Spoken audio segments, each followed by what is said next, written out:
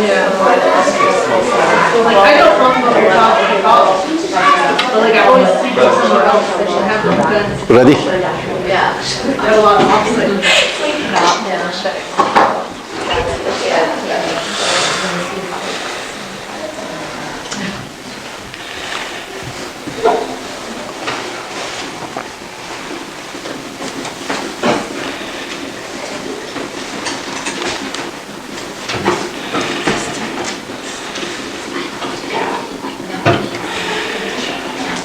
Ethology.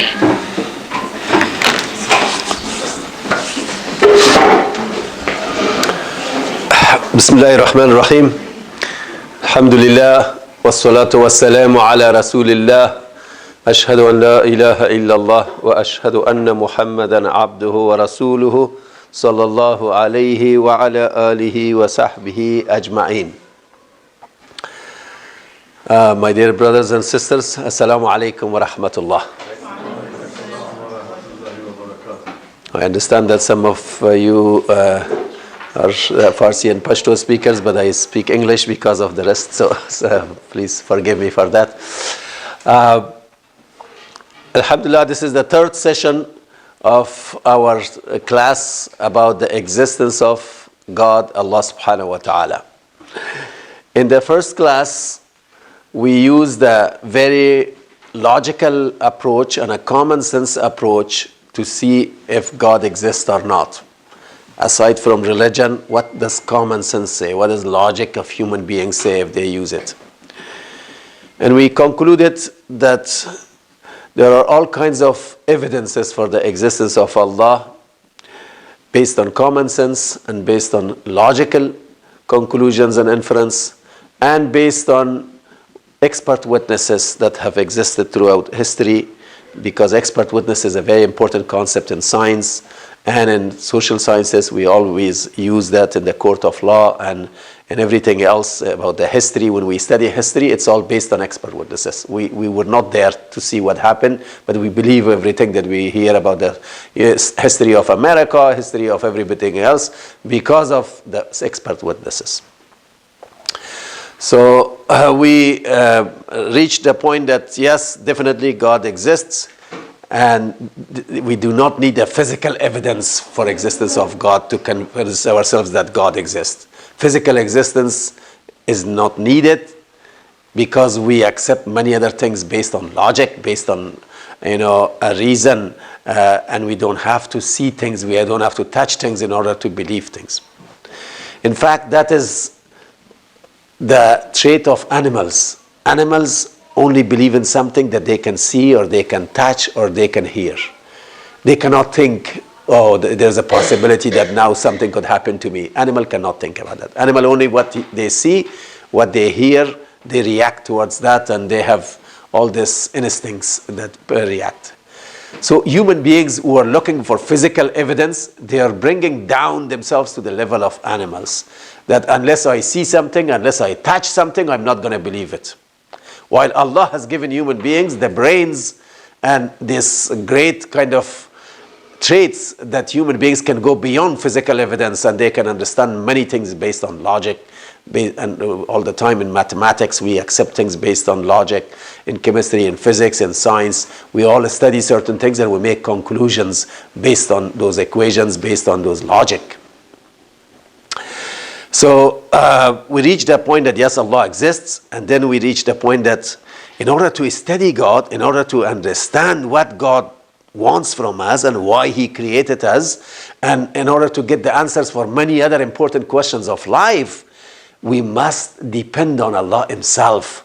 And we cannot study God because God is infinite, Allah is infinite. We cannot bring God to the lab and study Him and find out about Him. So we have to depend on Himself to tell us who He is. And then we said, okay, Alhamdulillah, Allah has explained to us through religion, and Alhamdulillah, Islam, the final and complete religion of Allah, has all the details that we need to know about Him. And so second session, we talked about the concept of God from Islamic point of view, that who is God? how God introduces himself to us. And we say there are three methods that God introduces himself. One, through our innate nature. Every baby comes to this world, their souls already believe in Allah, because Allah has instilled the belief into every baby. No matter what parents are, what the country is, they come as Muslims, as believers in Allah.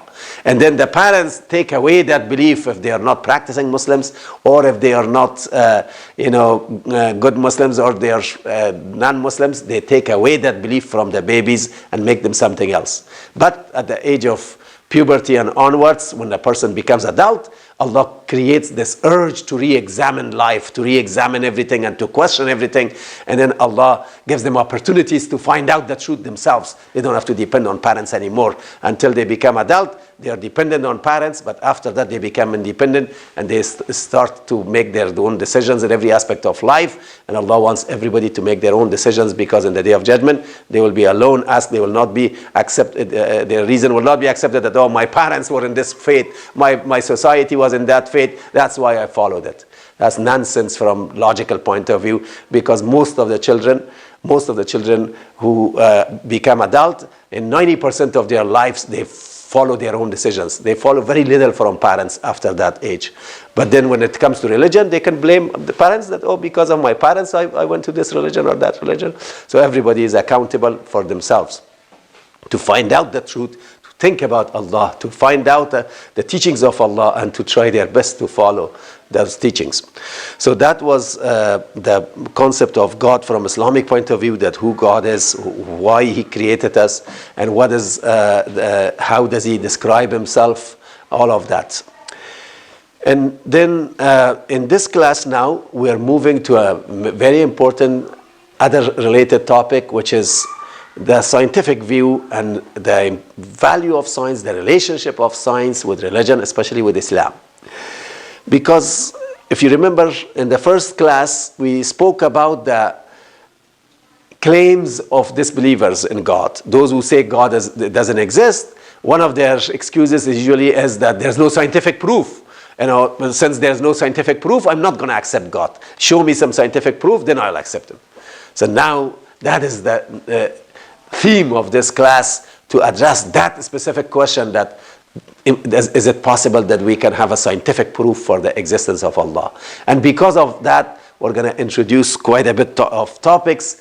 We're going to talk about what is science, what is scientific method, and then what's religion, and what is religious method and knowledge. And then how can we explore the world through both religion and science? What aspects of the world can be understood through science? What aspect through religion? And what kind of limitations and assumptions science have? And then what is the relationship of religion and science? And do we really need both religion and science, or one of them is enough? And how scientists in the past thought of religion, how they reacted towards religion. And then how today's scientists argue about certain topics. The topics of cosmology, paleontology, and ethology, basically the topics of creation of this world, the topic of life, the topic of studying the patterns of life throughout the history, and what we have found through scientific studies. So in these three fields, how there is an argument between sometimes religious people and scientific community.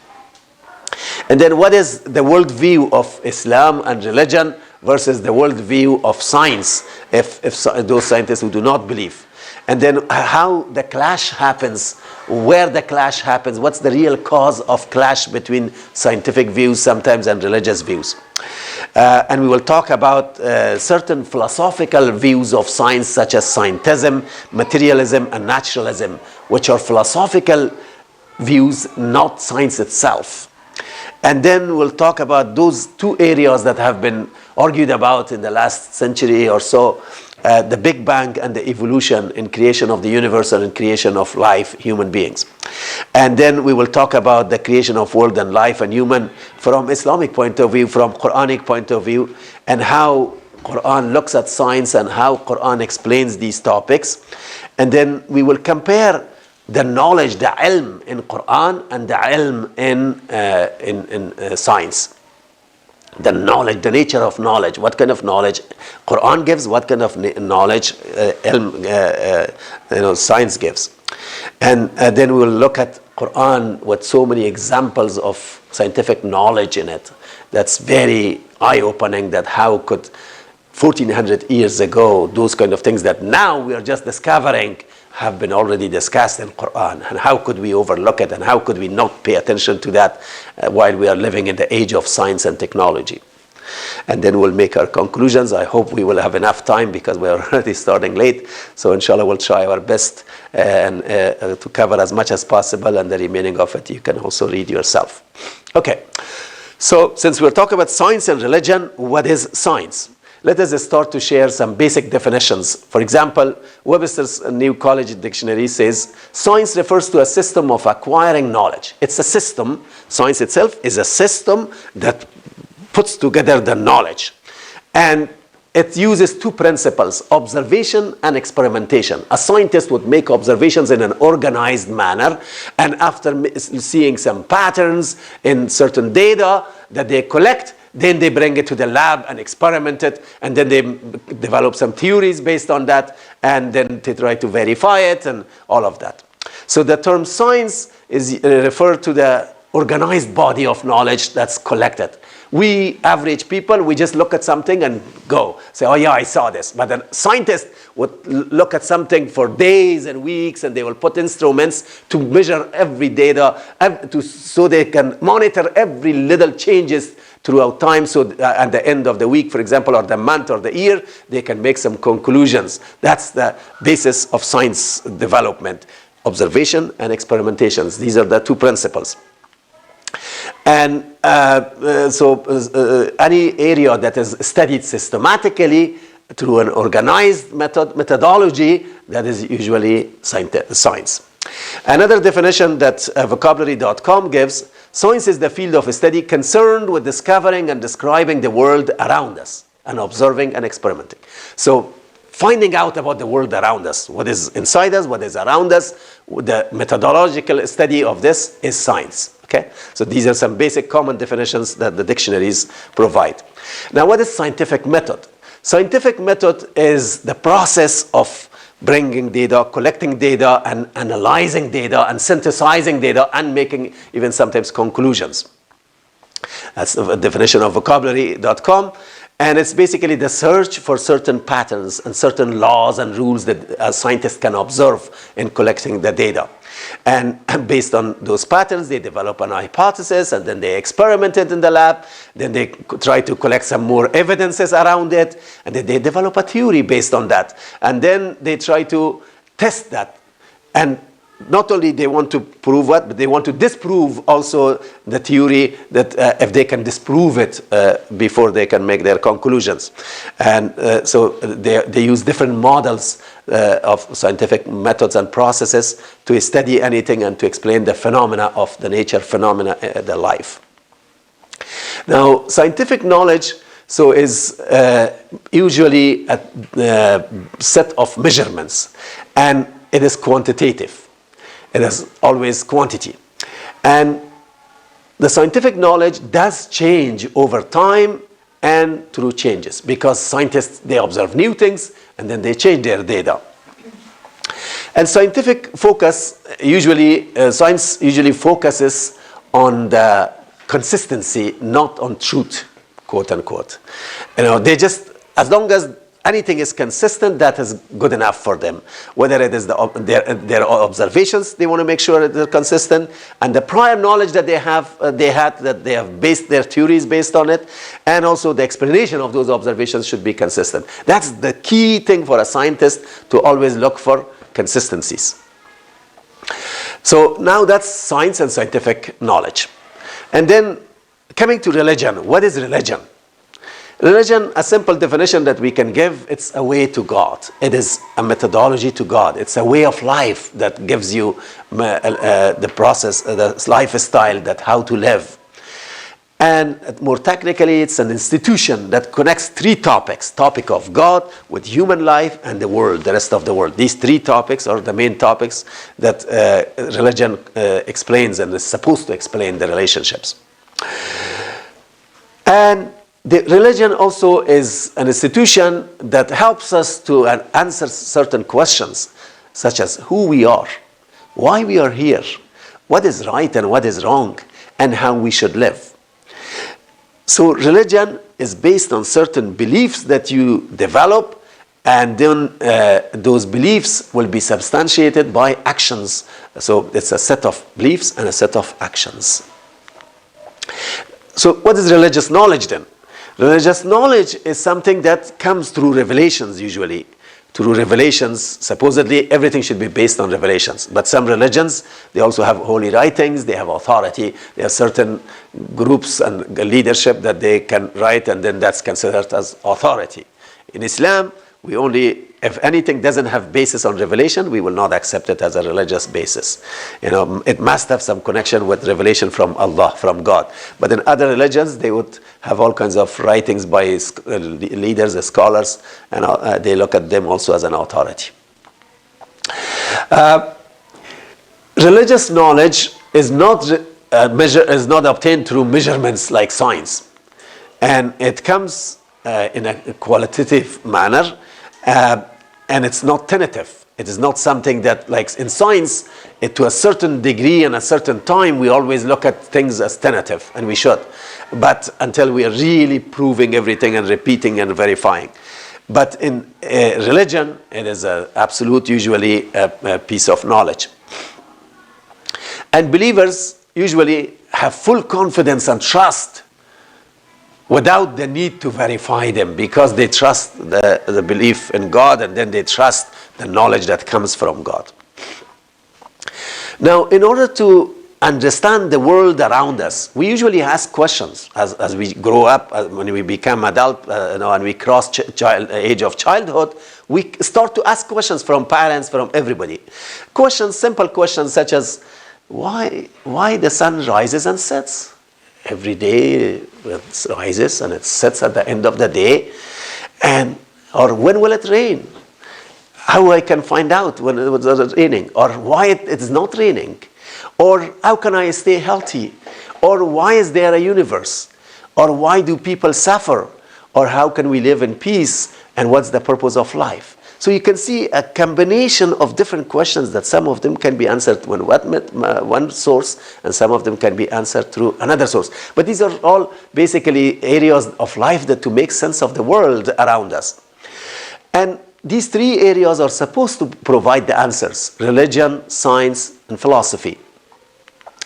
And initially, if you look at the history of humanity, the scholars of this area were mostly look at it in an integrated way, and they were not divided. Like today we have scientists versus theologists and religious people. In the past, most of the scientists, they were religious people, and religious people also were scientists, and they were physicians, and many religions we find that. And they always looked for an integrated explanation. But science cannot answer certain questions by itself. What is the purpose of my life? Why does the universe bother to exist? Is there another life after death? Another life, sorry, the word life is missing. What is good and what is bad? Is that the right thing to do? Why are we conscious? The consciousness is a big thing in human life. How valuable I am, the values that are determined about myself, about other things. How supernatural events or miracles happen. How can I worship God? How can I ask for God's help? These are the kinds of questions that people want to know, and they are very important for everybody to get an answer for. And these questions cannot be answered by science. Because science have certain limitations. What are some limitations of science? There are many, but I'm going to just list a few of them. So the first limitation of science is that science is meant to study the physical world. The world that is accessible to human, the world that's tangible, the world that's measurable. Anything that's not measurable, a scientist would never talk about it, would never dare to ask questions, and would deal with it. Why? Because science only deals with physical world. So science is not meant to address anything beyond the physical world. If we cannot see something, science cannot talk about the soul inside us. Science cannot talk about the angels. Science cannot talk about God. Science cannot talk about what happens after death, the next life, anything. These are beyond science. So this is one major limitation of science, because a lot of people are trying to use science to study these other phenomena. It's not meant. No scientist would dare to talk about it unless those people who are using science as a guise to forward their own agenda. Science, another limitation of it is that it cannot explain the supernatural. Beyond what is natural, beyond the nature, it cannot explain. Simple example, birth of Jesus, Isa alayhi salam. For the last 2,000 years, nobody has been able to explain how come a child came from a mother without any kind of involvement of a father or a man. Or every day we are seeing miracles happen. You go to hospitals, almost every hospital, every day. You have so many examples of people that the doctors give up on them and the medicine gives up on them, and they say, hey, go, you're going to die after a few days or a few weeks. You have just a little time, go. And those people live for years and tens of years. So many examples. Every medical doctor can tell you about this if you talk to them. Every hospital can share so many stories. How does this happen? Science cannot explain it. And this is a limitation of science. Another limitation of science is that science cannot answer those basic questions of life that we already mentioned. I have much more details in the bottom of the slide, so please read the details in the bottom. And the fourth limitation of science is that science focuses on processes. Science explains how things happen, but doesn't explain who makes it happen. Right? We talked about this a little bit the first day also, that science cares about, for example, how this universe is started. Science doesn't care who is started. Who is not a subject of science. Science always wants you to use passive sentences when you write statements. You don't use active sentences with the subject. And science only looks at the causes, but only the tangible causes that can be measured, not the causes which is behind the scene. So they worry about causes which are only apparent for them. The last limitation of science that I'm here covering is that science has two areas. There are some proven facts and there are some hypotheses and theories and studies. Proven facts is something that's proven and that can never contradict with Allah's true teachings. With religions that are authentic, it can never contradict. But theories and scientific studies that are done and hypotheses may or may not agree with Allah's teachings, because scientists themselves, they change it and they contradict each other sometimes. They argue about it. When you hear a scientific study says this. Another scientific study is very different from that. Another scientific study is contradicting that study. All the time, every day, we are learning about it. Right? About many things about our body, many things about health, many things about many other things. All the time, we are finding that science, there are all kinds of scientific studies. So whenever we say science, it doesn't mean that science only talks about proven facts. Proven facts are only one set of the data that we have. There are many aspects of science which are not proven. And in fact, even proven facts, after some time, it becomes relative depending on what we find out. Sometimes things are considered as like a fact among scientists, but then later on they change their mind. A simple example of that, the scientists of the history, if you look at the scientists of the world, those who did not believe in Allah, all of them, they used to say that this world, the way we see it, it has been forever. They said, in all of their books, you read everywhere, they say that there's no beginning for this world, for this universe. The way the sun, the moon, the earth are there, it has been there forever.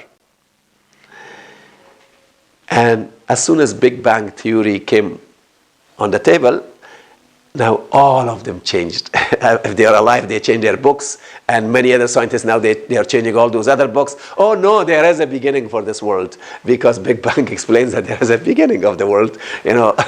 So you can see that something which is considered a fact, even that becomes relative and changes by scientists. So these are some of the limitations of science. If you're really smart and if you really understand science, then and if you don't understand these limitations, you can be missing a lot. And you can make conclusions which are not really practical and correct. But by understanding this, you can benefit from science much better.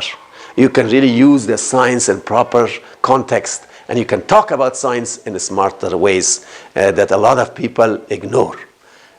Sometimes science is taught as truth in the schools, in college, as if science is only the truth. And nothing is truth but science. But science has all these limitations, and nobody talks about it. And it's a reality. And if you talk to any scientist, they will agree, yes, these are the limitations of science, but they don't talk about it. And our kids, our youth especially, they think that science means science equal truth.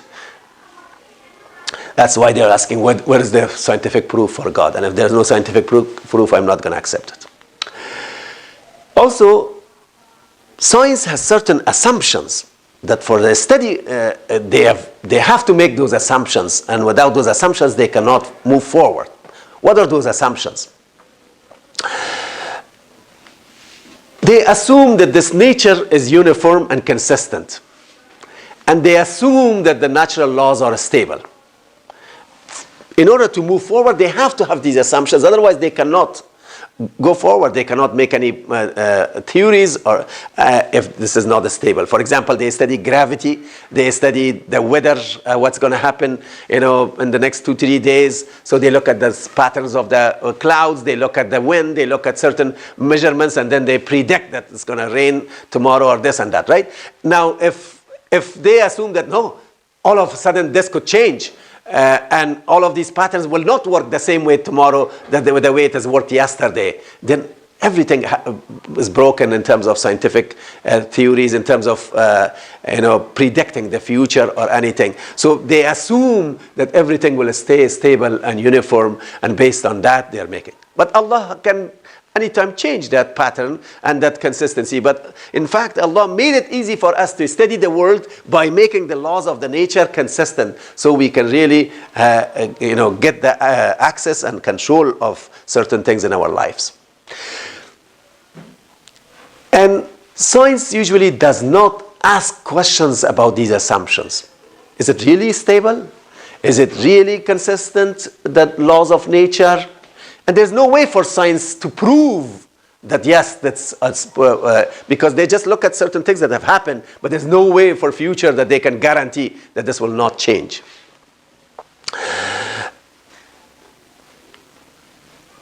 And these questions are usually raised among science, among philosophy of science. And philosophy of science is a very important field that is usually mixed with science, that has to be addressed separately.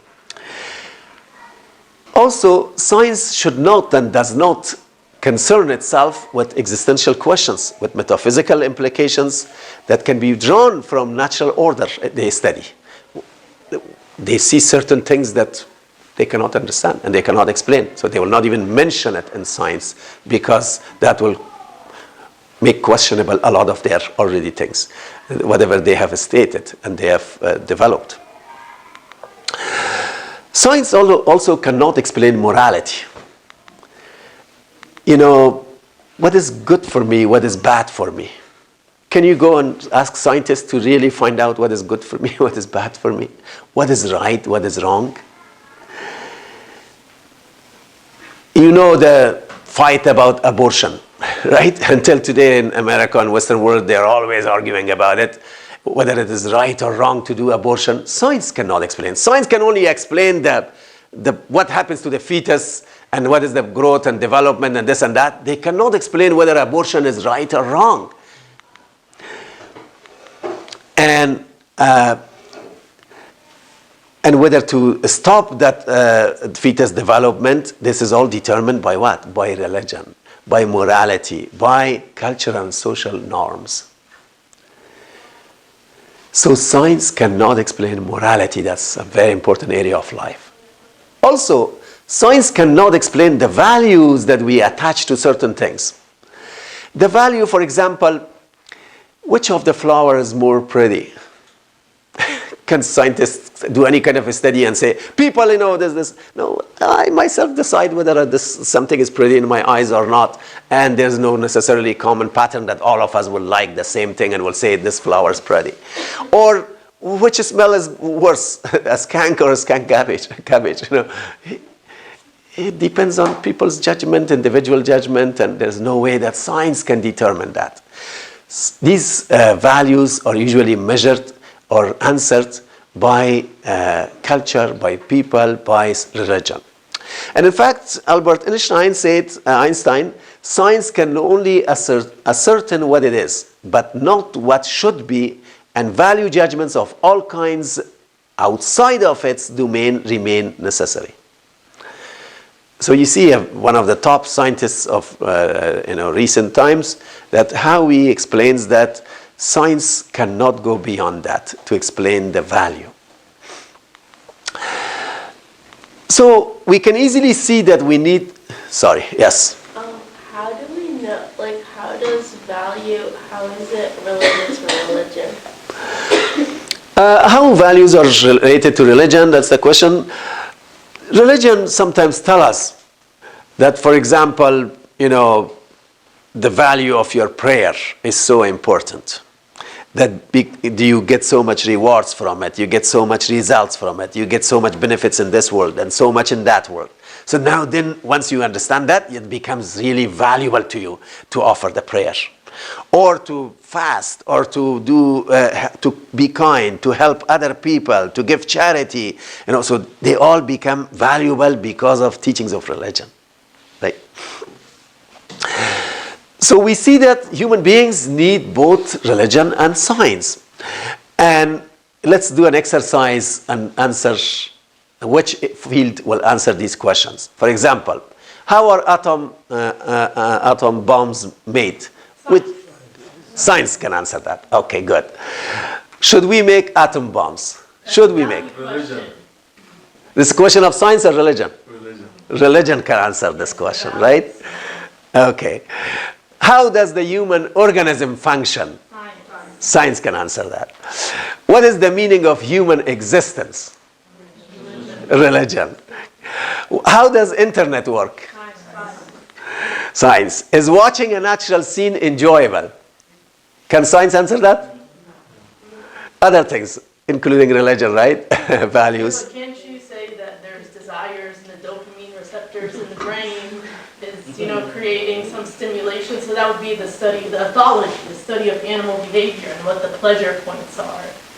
Yes, you can explain based on experience that, this has happened in the past. People, based on this, typically or generally speaking, this is what happens, but you cannot absolutely talk about it, because every human is different and every human reacts differently, and in spite of, and those reactions in the brain, and those are dynamic and they can change depending on your lifestyle, your worldview and everything. I would have given the law answer to is watching a natural scene enjoyable. I would have said it depends. Maybe you're a grouchy person and you don't care for the... Right, but the point is here that, science cannot answer some of these questions, right? Why do the laws of nature exist? Which subject? Why do the laws of nature exist? Can science explain that? Religion. Religion. Why are the laws of nature mathematical?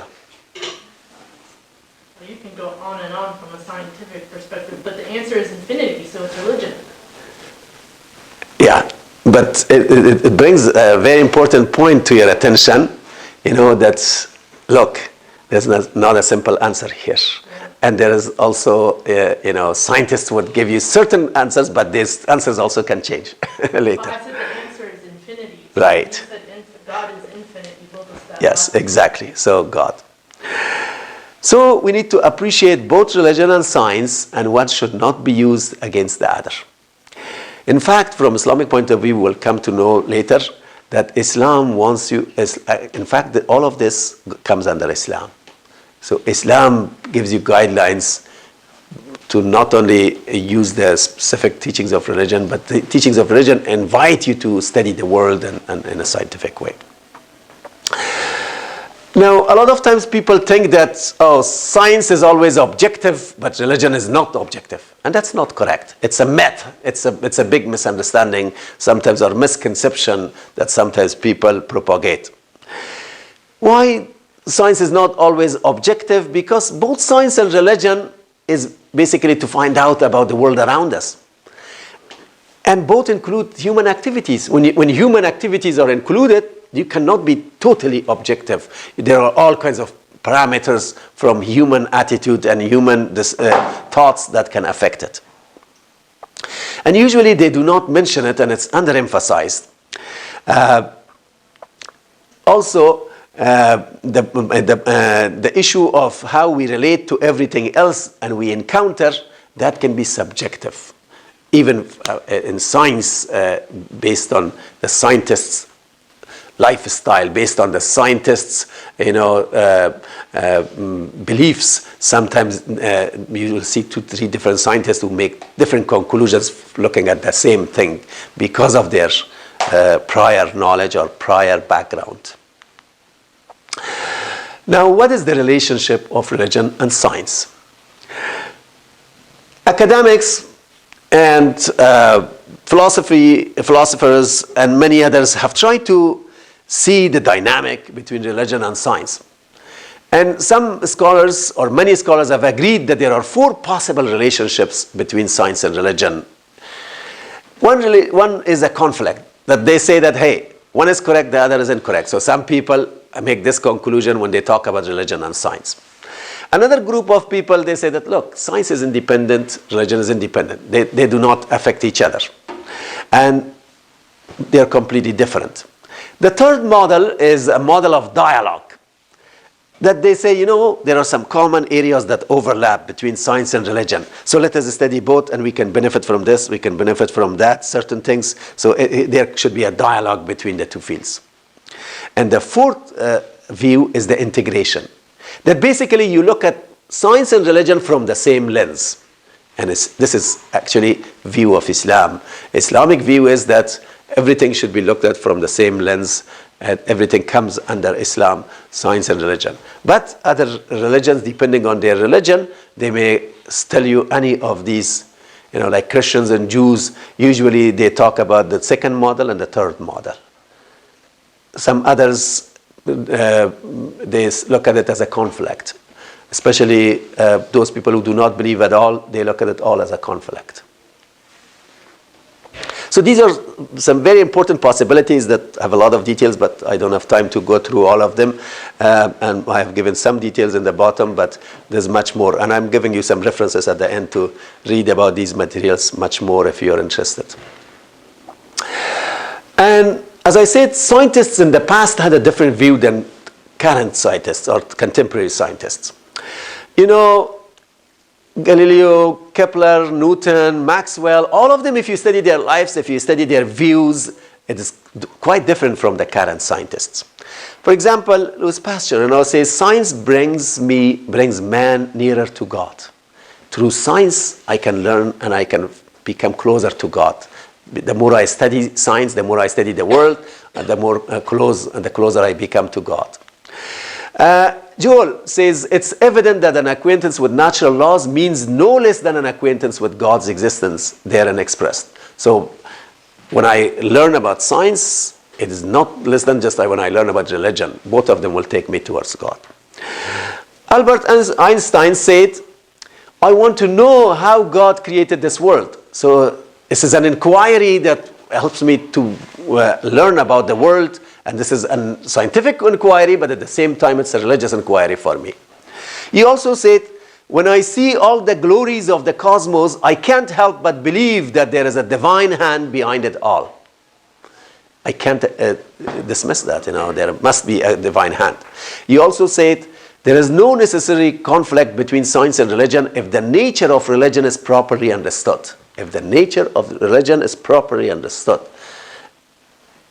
you cannot disagree, because religion answers all those questions that science cannot. Francis Crick and James Watson, who determined the structure of DNA, two American scientists recently, they said you would be more likely to assemble a fully functioning and flying jumbo jet by passing a hurricane through a junkyard than you would be to assemble the DNA molecule by chance. I mentioned this earlier also.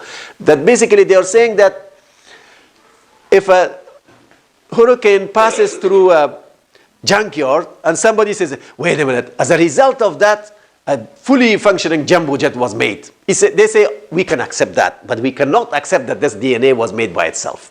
This DNA is much more complicated than jumbo jet. I cannot accept that DNA made itself. Because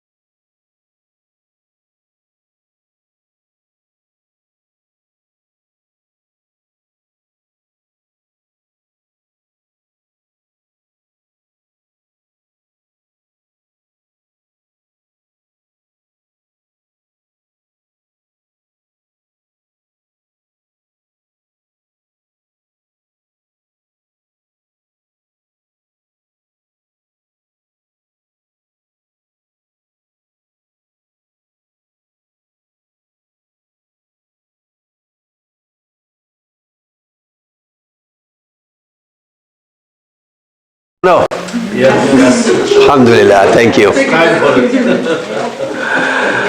I hope you had a good break and a good discussion and good thoughts to reflect on what you have been reminded and learned. Okay, so we have been talking about the causes of clash. We've been talking about the causes of the clash between science and religion, and we have been focusing on the misinterpretation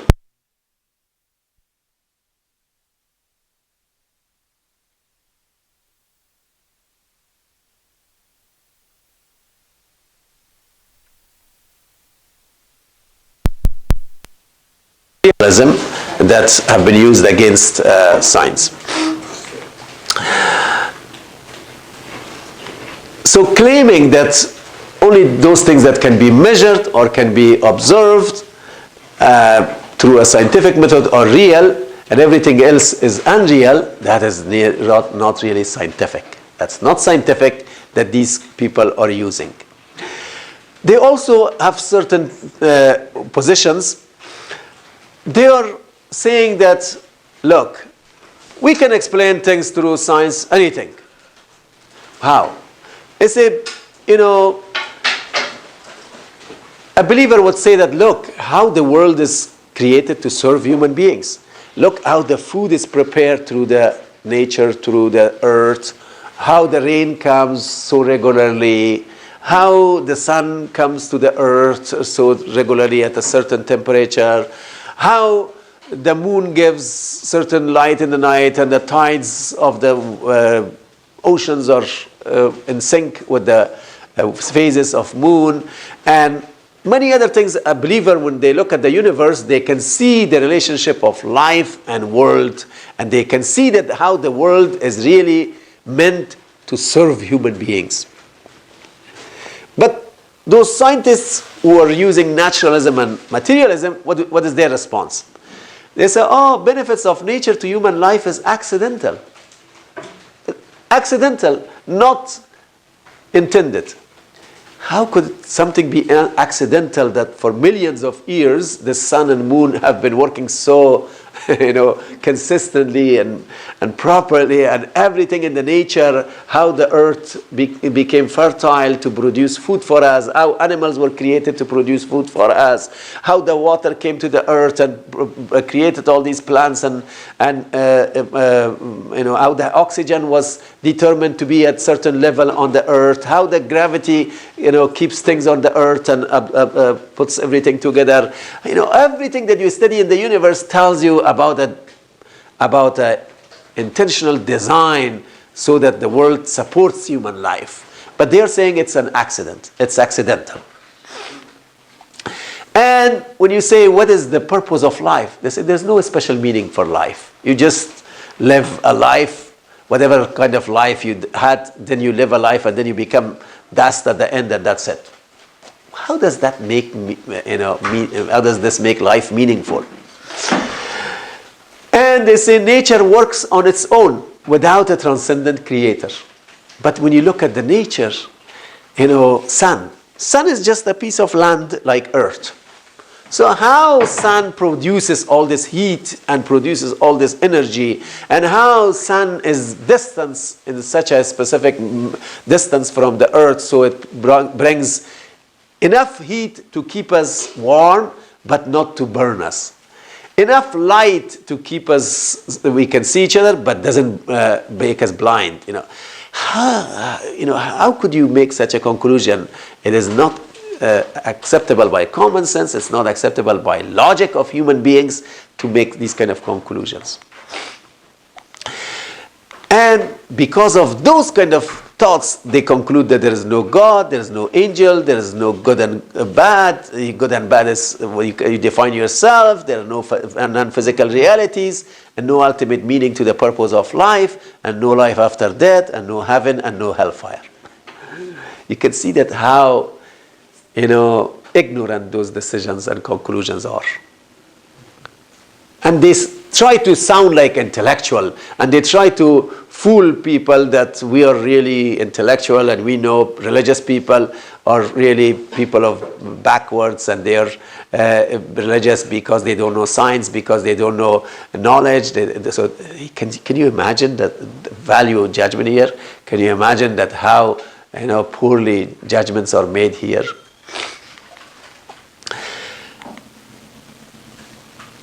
But if we really try to identify the real cause of the clash, we see that the real cause of clash among those factors are this scientism and naturalism, and we have to distinguish from now on between science and philosophical interpretation of science. These are two different fields, because scientism is a philosophical view that rejects religion, and what appears to be a clash between science and religion is actually a clash between scientism and religion. Also, any attempt to question God and any unseen realities is based on those interpretations. Science itself has nothing to say there is no God. Science itself has nothing to say that there is no life after death. Nothing. But it is the interpretation of those people. So now, understanding this philosophical views and this background of science and religion, now what are the areas that science and religion get into conflict in terms of different fields of studies? There are three fields of studies. Cosmology, which talks about the creation of the universe through scientific or theological views. The second field is paleontology, which is the study of different forms of life that existed in former geological periods. And third is the ethology, which is the study of the animal behavior, that certain patterns have been seen and observed in the natural environment, that how the nature affects them, and certain conclusions have been made by certain scientists. These are the three fields that you may find arguments about in a hot term.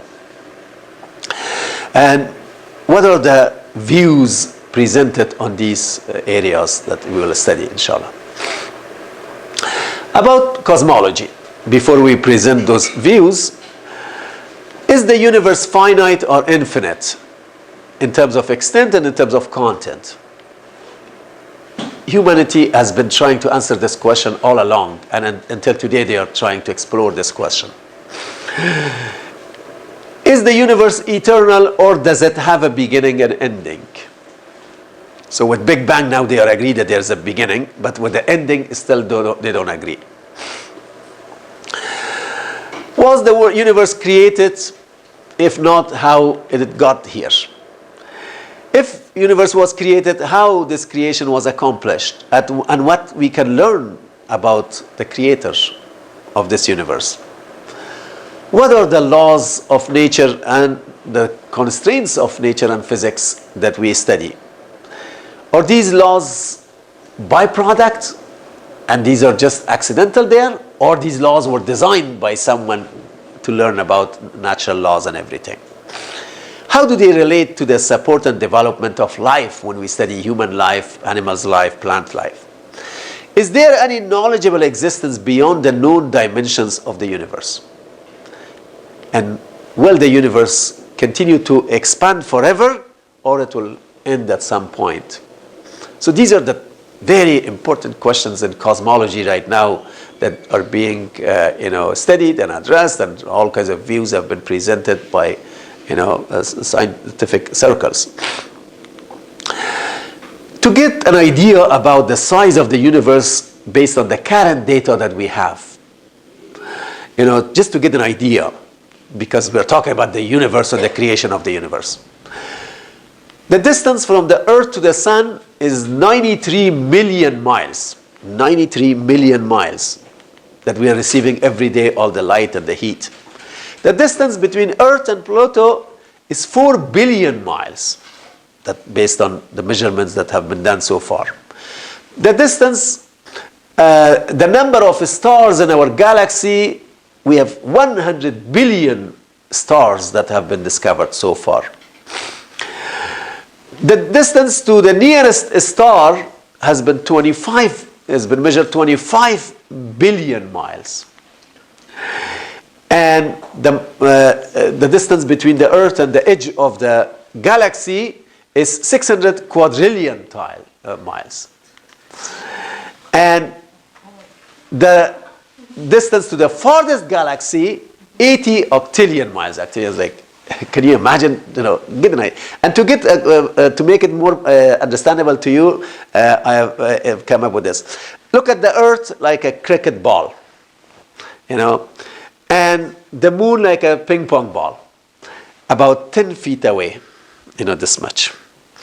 And then look at the sun as 36 feet away, like a balloon, And the Play-Doh will be like a ping pong ball 35 miles away, so like from here to Dallas Airport, And the nearest star is 200,000 miles away from the moon. 200,000 miles in this scenario that I'm giving you. By the way, I did not come up with this, but I tried to put together based on others' data.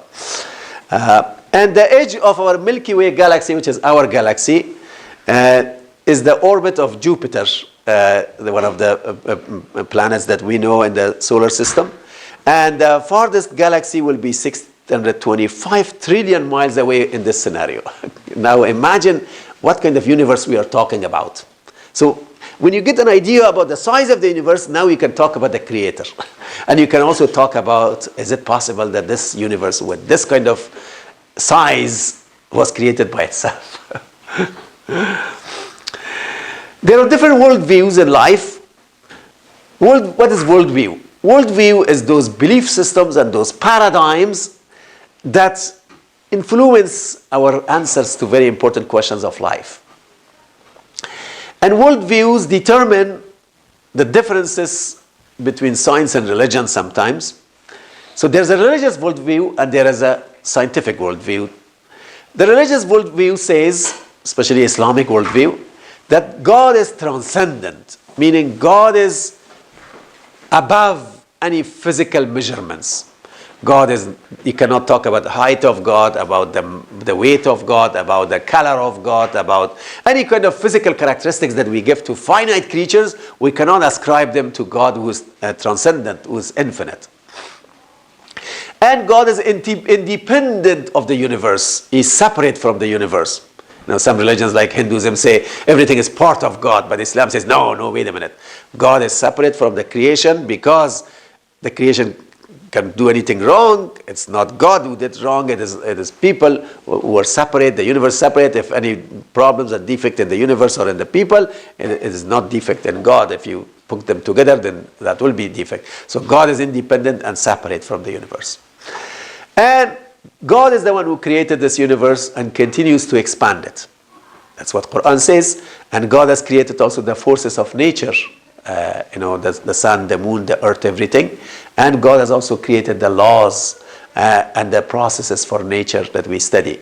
So God is managing the universe. Not only He has created, but He is supervising the universe the way it is working. Also, Islamic or religious worldview in general says that human beings cannot understand the world completely. There are a lot of things that are unseen to us and we cannot see everything. And to fully understand the world, we need to look for explanations beyond science. And certain positions like the matter is inert and as an inherent directive nature, so it is existence, and every living thing that we see is created by God, and everything as an internal and external dimension. Certain things that you cannot see and certain things that you can see externally. And soul is separate from body and they are different. And everything that happens is based on God's will. God's will could be permission of God or order of God. So this is a general, a few set of paradigms from religious point of view or Islamic point of view in particular to talk about worldview, how we look at the world, how we connect with the world. On the other hand, scientific beliefs, those who especially do not believe in God, they say that nature, any aspect of nature can be studied by humans, and they say that nature works by natural cause and effect. So everything has a cause, and which actually that leads to God. That okay, then what's the cause of this world? But they don't agree on that, and they say everything that has a cause that we can see.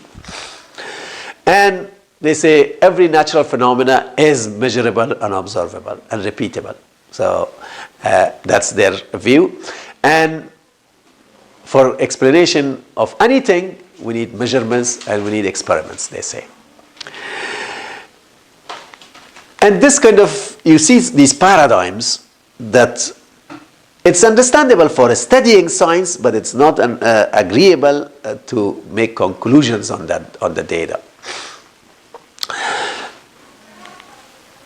So now we are coming to those areas of cosmology, the creation of the world.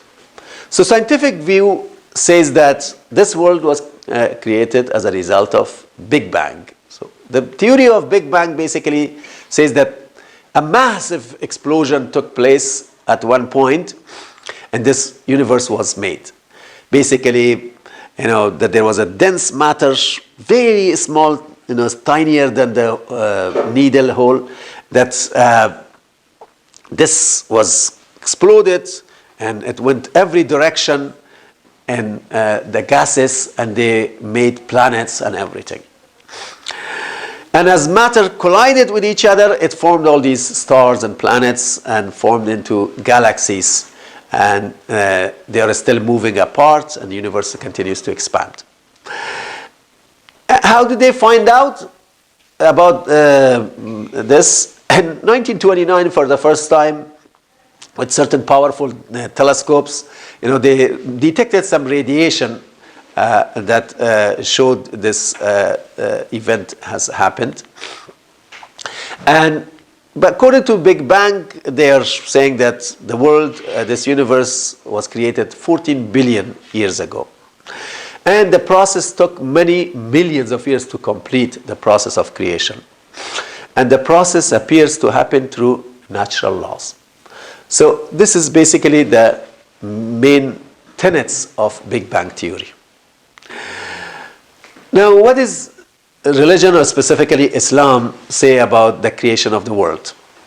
Quran does not give us the details of the process of creation, but it gives us hints here and there to give us an idea and give signs for us to reflect on them. Why Quran doesn't give all the details of the process? Because it would be beyond our understanding, the way Allah created using His infinite power and infinite number of processes that come together. It's beyond our understanding, especially 1400 years ago when there was no concept of science or anything. So Quran talks in a level that is understandable to intellectuals, to educated people, non-educated people. Quran talks in this universal language that everybody can understand. Quran doesn't give all the scientific details that is only scientists can understand. And Quran, but what kind of verses exist in the Quran that talks about the creation of the universe?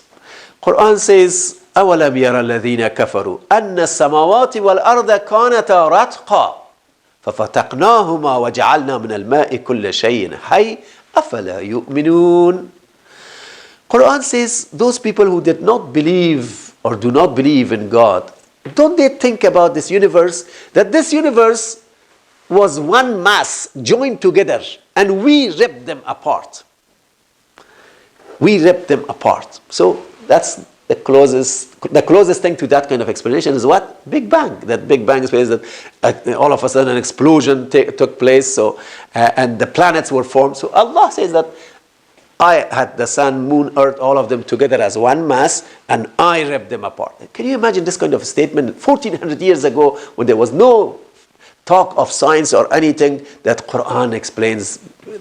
It's phenomenal. It's really eye-opening that we have such a book from God that explained Big Bang 1400 years ago, but it's in its correct term that God made it, not by accident.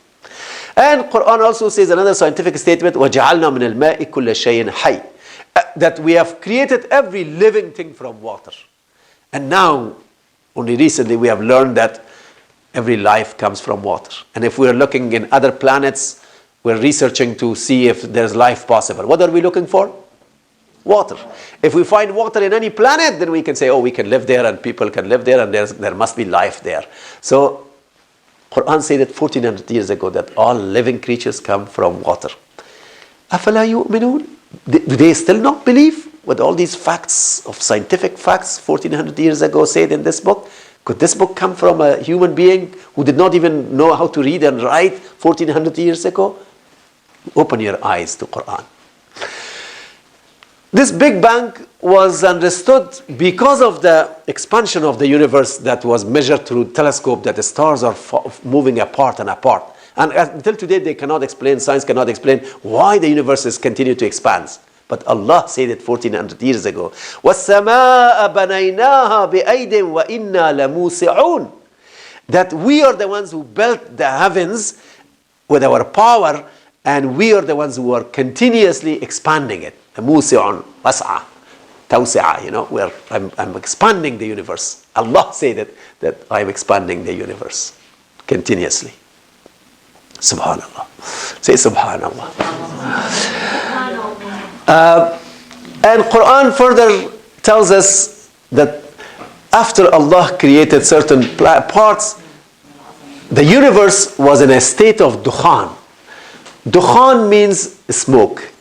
Basically a warm gas.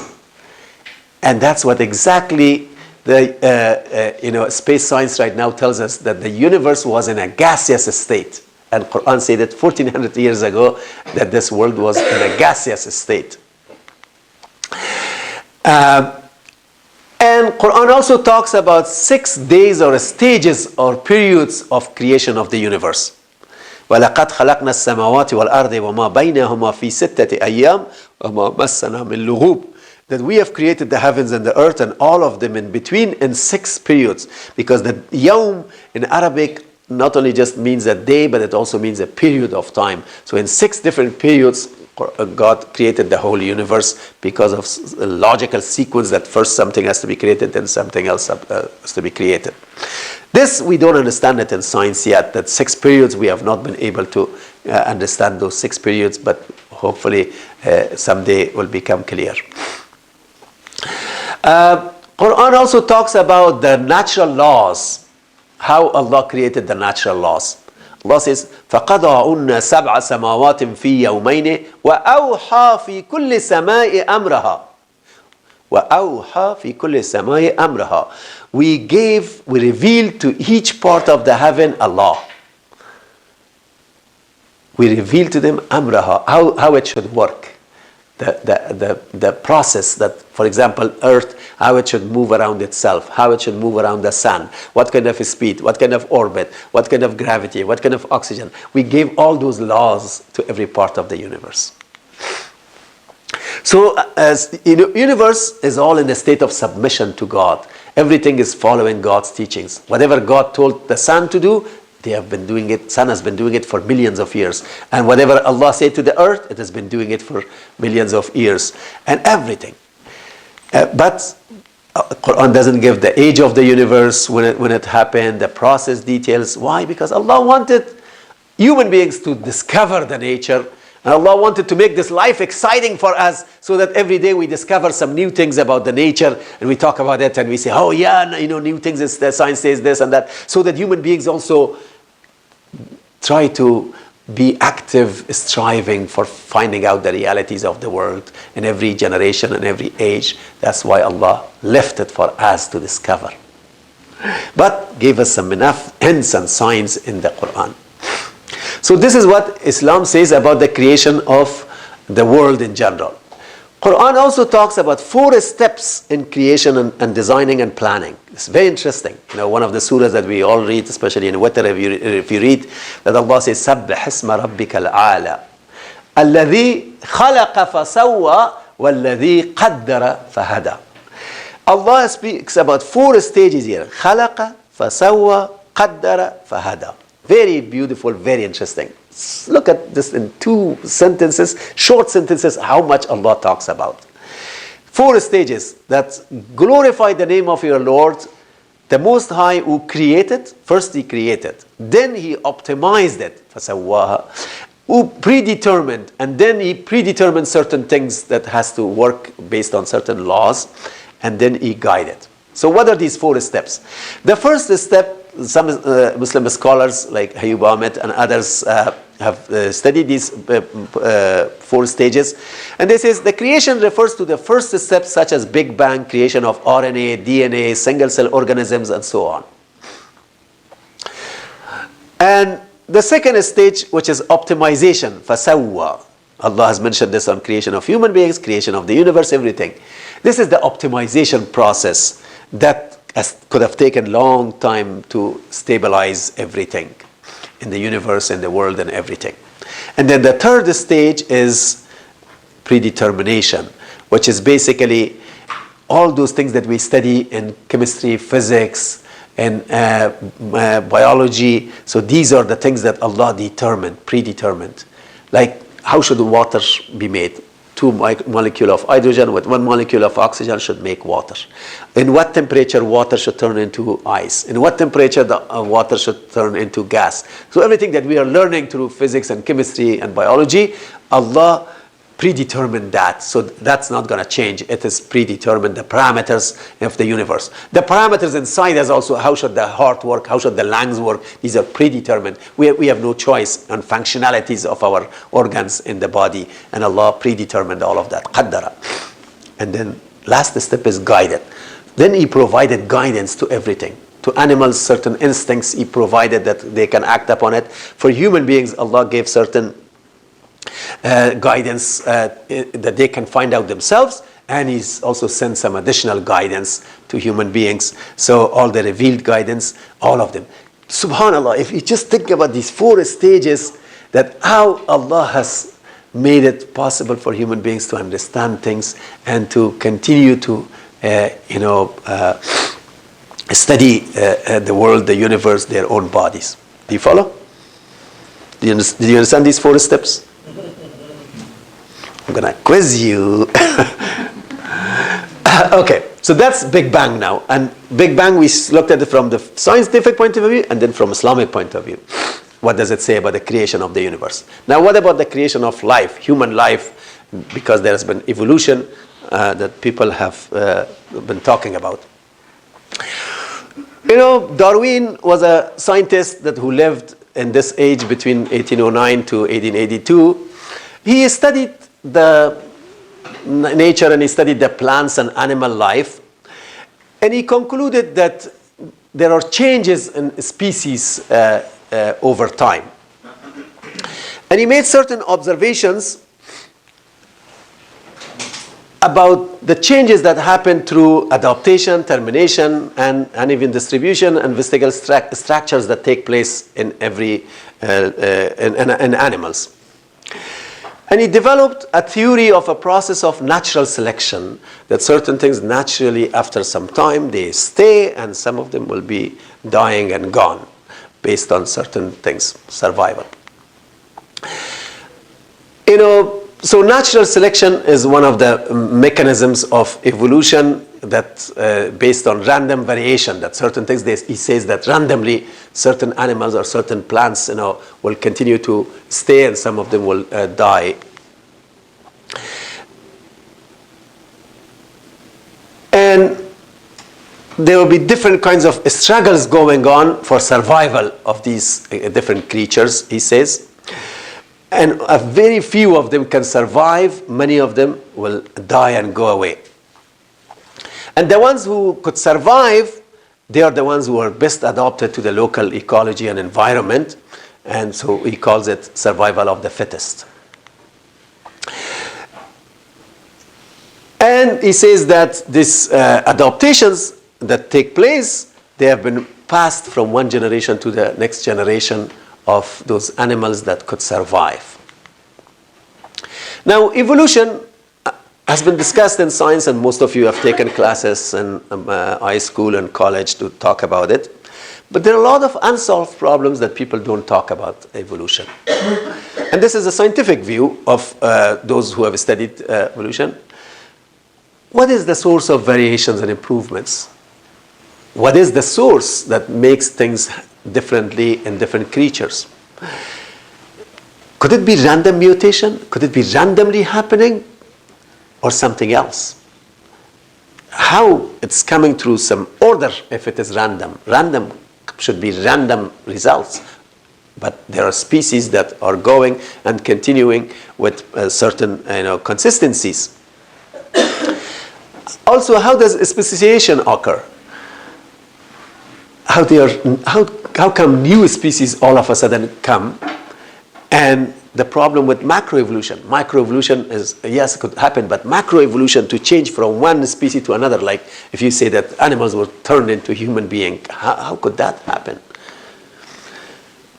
And in the fossil records that we have studied and we have access to, there are a lot of intermediaries that are missing until today. Also, how did DNA appear? Evolution has not been able to answer this question. So these are just a few of the issues with evolution studies. Now, Muslim scholars who understand science and who understand Islam, they are concluding that Islam does not reject certain premises or broad principles of evolution. They say genetic mutation is possible. Yeah, it's happening, and we are witnessing it, and it's happening. Microevolution, it's possible within the same species, changes can happen. Extrapolation has taken place, and it's okay. We don't have any problem. Age of dinosaurs also, Muslim scholars say, because Quran says that animals were created before human beings. So yes, all kinds of animals could exist, and then some of them became extinct. And animals could have a universal common ancestor. It's possible. So these are some of the broad principles of evolution that Muslim scholars say it's no problem. Islam doesn't have anything against it. But in Christianity, Judaism, no way. None of them will be accepted. But Islam doesn't have anything against it. But two important differences that Islam has with evolution. One, that nothing happened by itself randomly and accidentally. It all happened by Allah subhanahu wa ta'ala. So Allah could have designed animals to go through an evolution process. And second, that human beings, no way that came from animals. Human being is a new creature, a new species with all kinds of differences. And studies also show that there is no basis of human characteristics in animals until today. The characteristics such as, intellect. The intellect that human beings have, no explanation of that intellect in animals. The metacognition, to know what we know, that doesn't exist in animals. The free will doesn't exist in animal. That we have freedom of will to choose and reject things. The art that exists in human life. The languages that have been developed in human life and continuing languages. The civilization that human has built.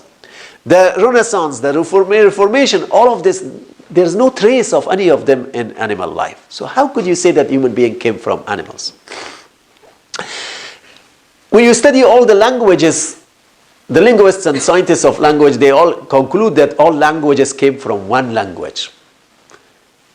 Now, scientifically, they say that all languages should have come from one language. And that's the language that Allah subhanahu wa ta'ala taught Adam alayhi salam. وَعَلَّمَ آدَمَ الْأَسْمَاءَ كُلَّهَا. Allah taught Adam all the language, one language, and then as people move to different areas, they develop new languages and additional languages, but they all come from one language. Yes? Why does Islam not allow human evolution? You just explained this, right? I'm still explaining that DNA studies also trace all human beings to one person. That's, there's so many now videos available about DNA, that how everyone comes to a person. So this explains that position of Islam, according to many contemporary scholars, that Islam doesn't have problem with certain broad principles of evolution, but there's two major differences. One, that human could not come from animals because of all this reasoning, and second, that nothing happened by itself but by Allah. Is that clear now? Well, I guess, no. Because some of that stuff, I guess there is overwhelming evidence that there was human evolution. In terms of physical, in terms of physical similarities, yes. Physical similarities between human beings and animals, yes, there is a lot of evidence. But in terms of the soul, the spirit, and all the other aspects of human life and all these other things that we talk about it, there's nothing. I guess why do they have to be mutually exclusive? Could we have been formed physically through human evolution, and then at some point, the soul was given, No, but first of all, Quran says very clearly that Allah created Adam from these materials, dust, water, other things, right? So it's very clear that we are not created from animals. And Allah talks about creation of animals as a prior stage of creation before human beings. So it's very clear to us that we are not. And then logically, these things explain to us that it's not possible.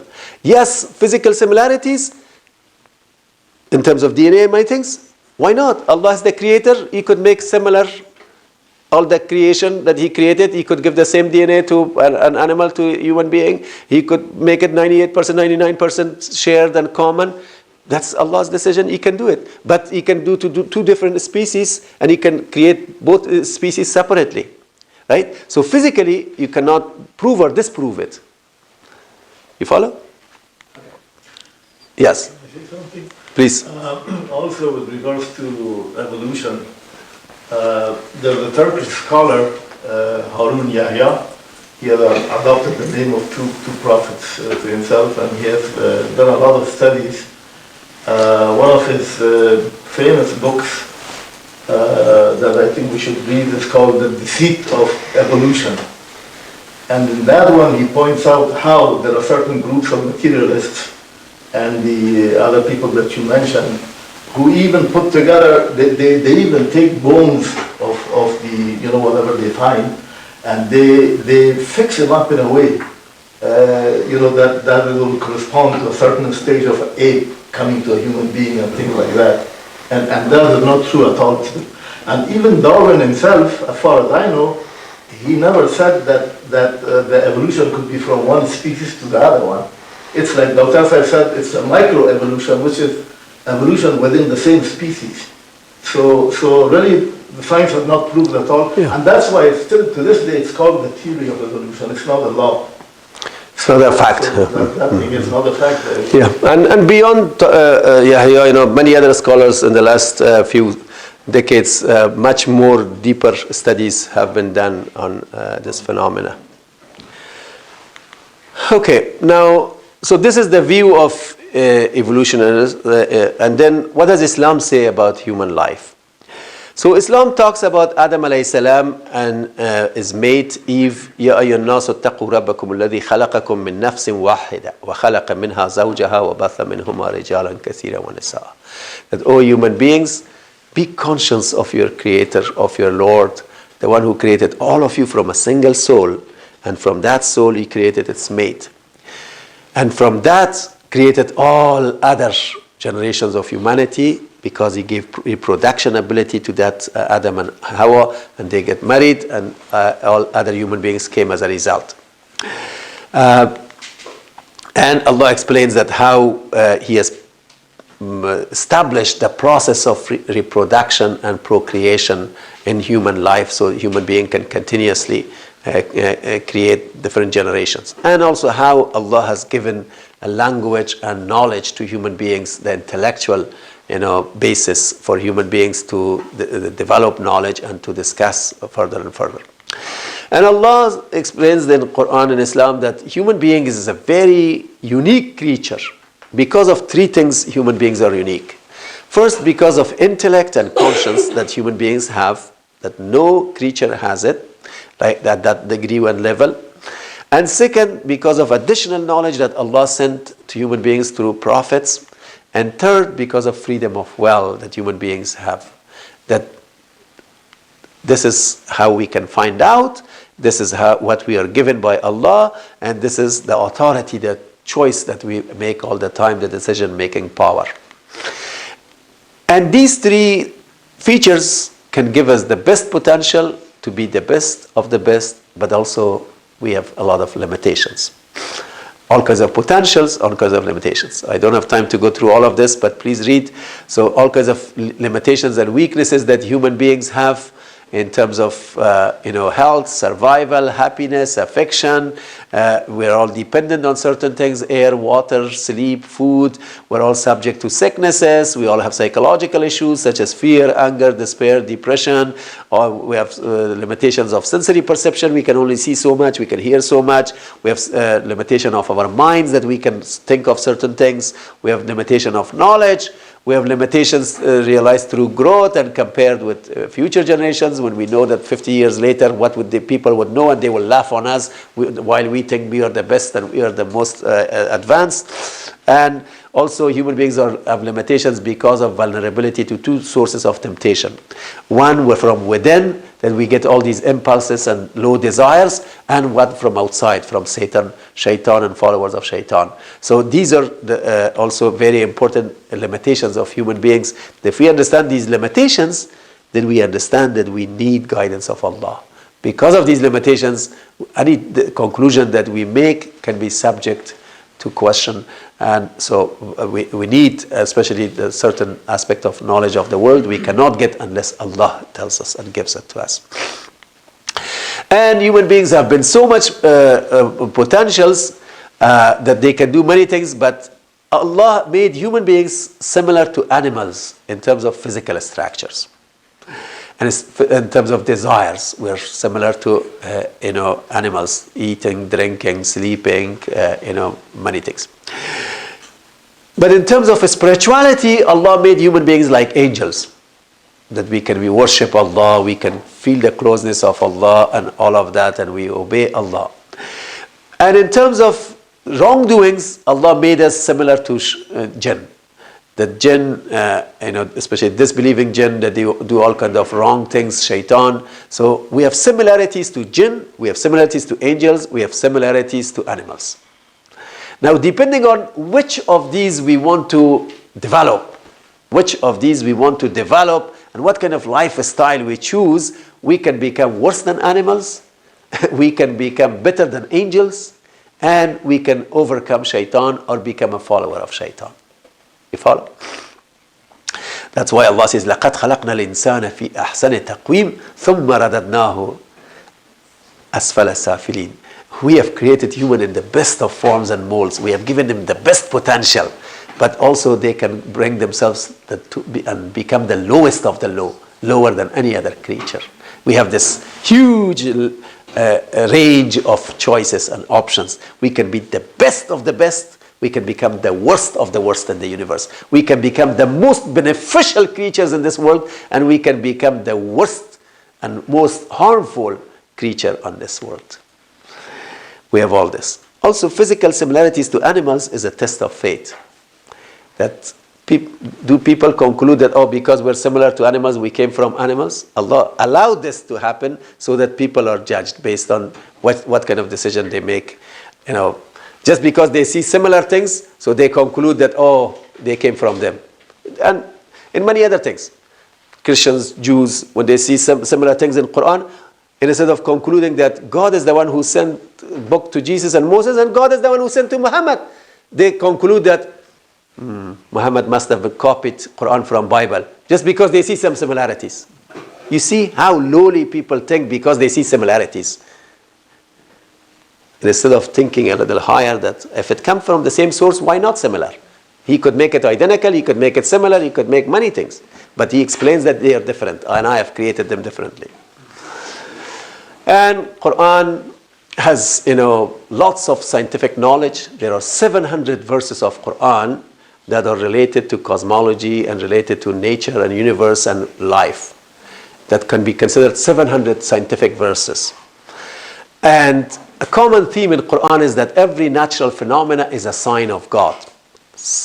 Cloud is a sign of God, sun is a sign of God, day and night is a sign of God, our life is a sign of God, everything is a sign of God. And signs of God in the Arabic language is ayat. Ayat means signs of God. Ayat also means words of Quran. So these ayat and those ayat should have the same conclusion. If you study the nature and in the signs of God, and if you study the ayat in the book, they cannot have conflicting conclusion, because both are ayat of Allah. Signs of God in the nature and words of God in the same word. And Quran has a scientific approach, because we learned about science that science is based on two principles: principle of observation and principle of experimentation. Quran exactly has both principles.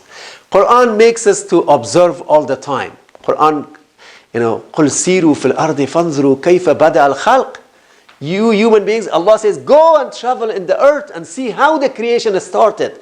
Look at, this kind of ayah that says, go and travel in the earth and study the earth so that you can find how the creation started.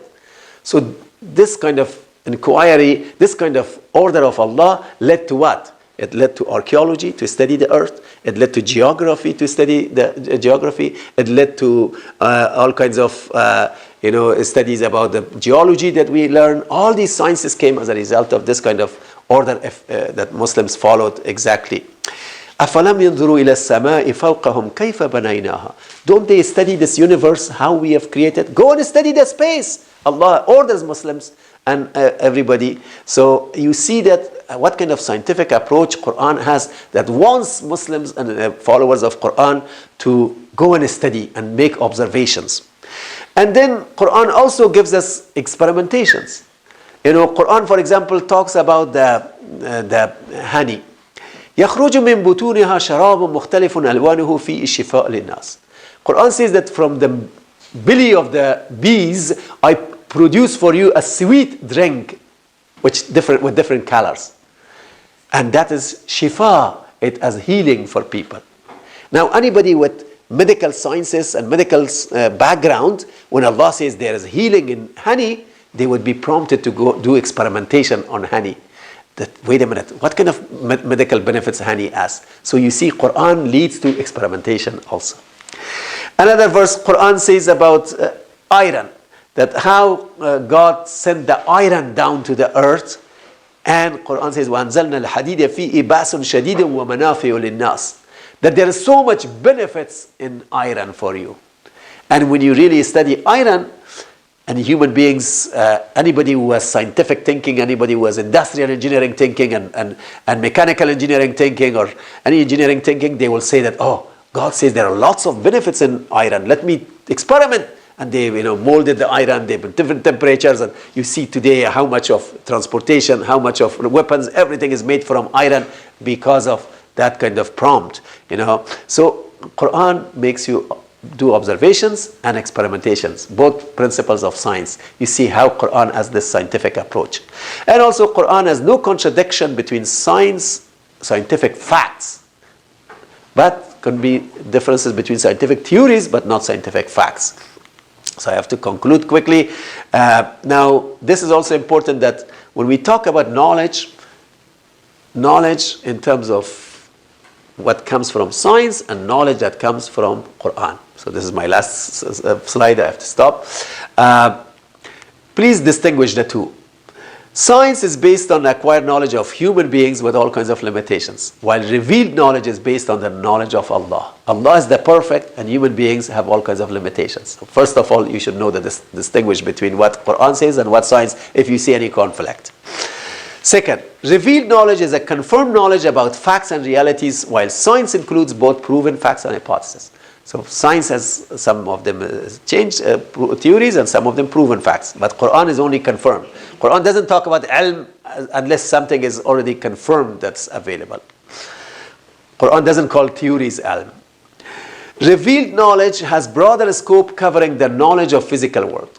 That knowledge that comes from the Quran, it talks about not only this physical world, it talks about all the metaphysical world and other worlds beyond the physical world. But science only talks about physical world. Revealed knowledge also includes not only knowledge of creation, but all knowledge of creator. But science only talks about knowledge of creation, not creator. Revealed knowledge is the criterion for distinguishing the truth from falsehood. The name of Quran is Furqan. Furqan means a distinguisher, that criteria.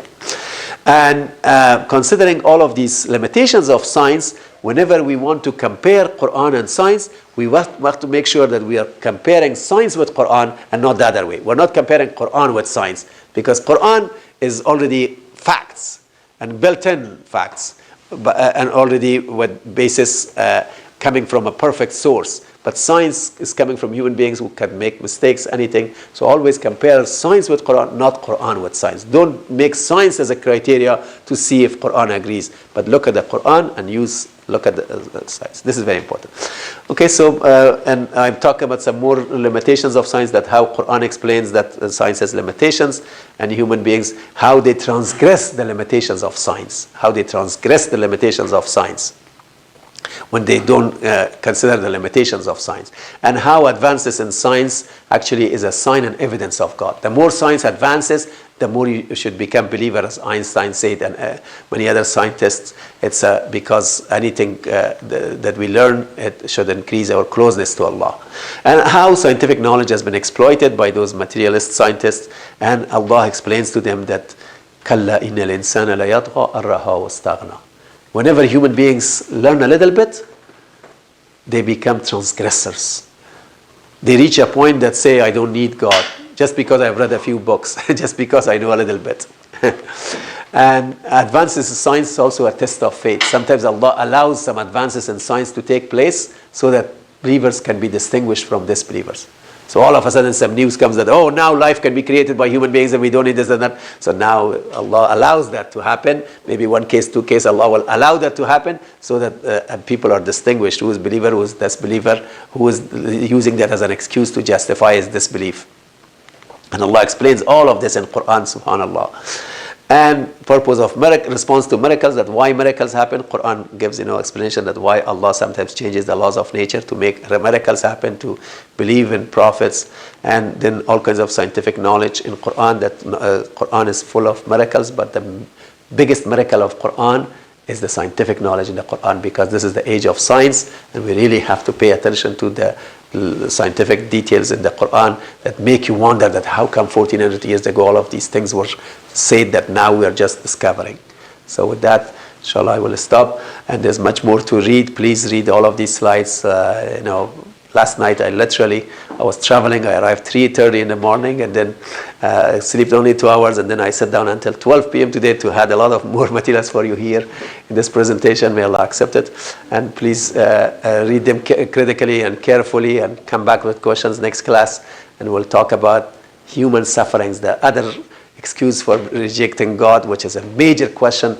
A lot of disbelievers, they use that as a reason or excuse to disbelieve in God, that why there's so much evil, why God doesn't stop, why God, all these injustices. So that's a big topic, and inshallah next class we'll have a good presentation on that, inshallah, and we'll learn. And please bring other friends also with you if they can come as a guest, if not, but they can register, it's better. Alhamdulillah, Allahu Akbar. Thank you. Thank you for your interest, and sorry for going a few minutes beyond the limit.